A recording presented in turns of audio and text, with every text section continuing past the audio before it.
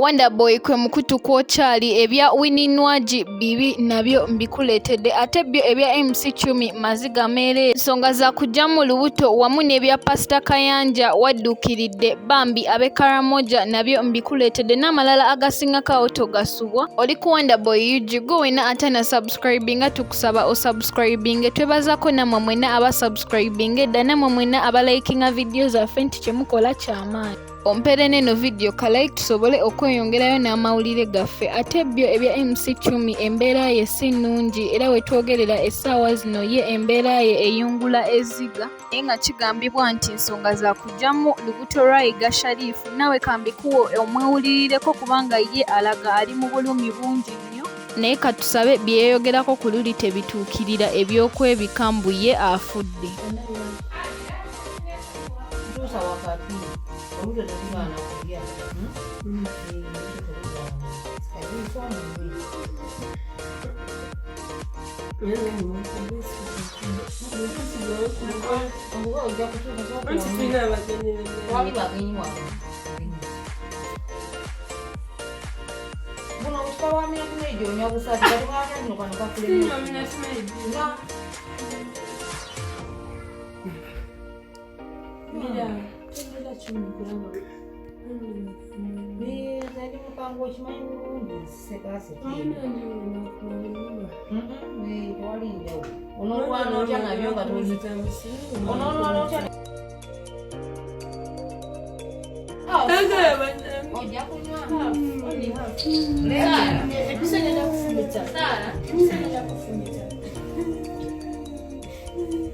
Byo ebya Fire Baby si birungi abangi gwe mumanyi nga Winnie Nwagi byo bimutabuseeko olunaku olwaleero we bamugobedde ebweru wabadde nga agenze wali ku internal affairs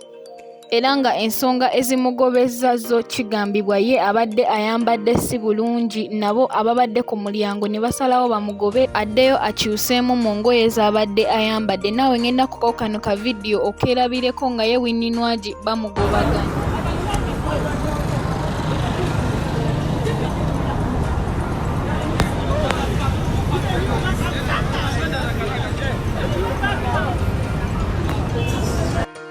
Ate ebyo nga tubitadde ebbali ye Pastor Robert Kayanja owa Kayanja Ministry ye asazeewo olunaku olwaleero bambi adduukirire ab'e Karamoja kubanga enjala yo ebadde tebali bulungi oluvannyuma lwa Robert Kyagulanyi okubadduukirira naye bambi asazeewo olw'omutima omulungi naye abadduukirire era tukwebaza nnyo bambi Pastor Robert Kayanja olw'omutima omulungi wojje wonna Mukama akuddizeewo mwebalekwe kumira ku Wonderboy UG tubaagala nnyo bafanzi baffe omukama abatukuumire. Kalo bw'otabula akalo ako yebeera base y'emmere kati bw'otabula akalo ako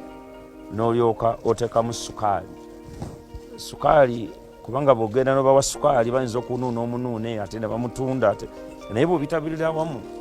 teri ayinza kgenda ate kubicupula oba kukola atya so sukaali oteeramu ddala kubanga obuubuuti aba mungi fat so you put that milk in yensonga lwaki nti emmere eno nandibadde bannayuganda bagenda kugiteeka ku farmers market wali oguleyo ekutiya ogyetere mu nnyumba yo mwenna ababadde babwayo mwebalire ddala mwebale nnyo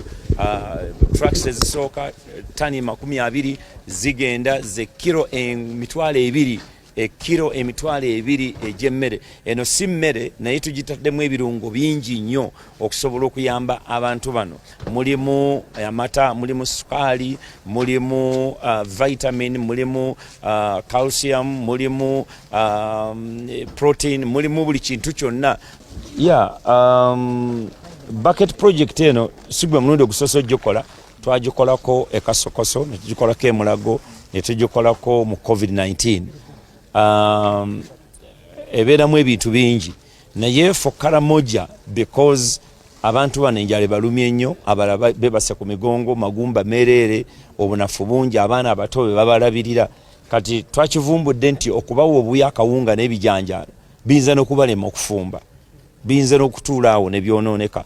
ne tugamba abantu bano kye beetaaga emmere gye banaalya. Gavumenti manyi nti ekoze ebirala, ebawadde emmere, ebawadde ebintu ebirala, era ne tugamba katunoonye emmere ezimba omubiri ezaawo omuntu, kubanga bamu ebyenda tebisobola kuliirawo mmere eyo engeri gye badde bafaananamu. Abalala balwadde, abalala balina siriimu, abalala bakoze baweddewo. So ne tumanya nti bwe tutabula emmere eno ejja kutuwaliriza okubayamba. So emmere eno tugiteekamu ebirungo ebiwera. Where is the ball? And so ne tumanya nti tujja kusobola okugiteekamu ekirungo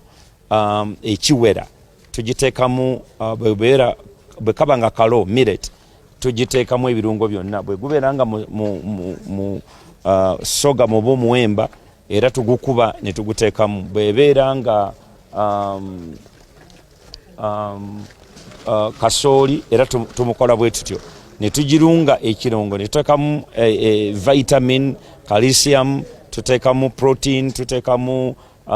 ebintu bye balina okukozesa nga amata, sukaali, karoti, oats, pumpkin seeds, ensigo z'ensujju. Emanyi kirisa kyamaanyi nnyo. Bannayuganda basalamu busazi ne babisuula ne batamanya nti ate ekisinga ku nsujju si kino ekiranka ky'olya.